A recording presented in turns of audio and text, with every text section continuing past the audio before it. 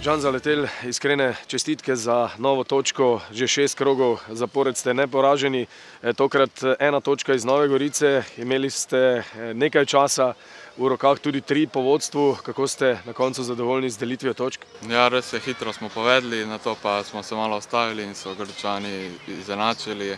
Na to drugem polčasu bila tekma taka, ker smo pričakovali veliko duela.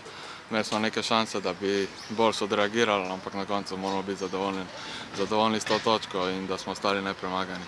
Ja, zagotovo ta niz neporaženosti je v tem trenutku najpomembnejši, toda vendarle se je zdelo, tako kot ste že dejali, da je imelo Celje danes več priložnosti, da je bilo bližje zmagi. Ja, seveda treba nadaljevati ta niz naprej, čim dlje zdržati brez poraza, je pa res, da bi lahko v nekaterih situacijah to drugače odreagirali in bi si ustvarili še kako priložnost več, iz katere bi povedli in odnesli vse 3 točke iz Nove Gorice. Zdaj vas čaka nova, zelo zanimiva tekma na stadion z Dežele, prihaja aktualni državni prvak Olimpija, kakšna so pričakovanja? Ja, zdaj se moramo najprej dobro regenerirati, analizirati to tekmo, potem pogledati nasprotnika in iti na polno, kako vsako tekmo. Najlepša hvala za pogovor. Hvala.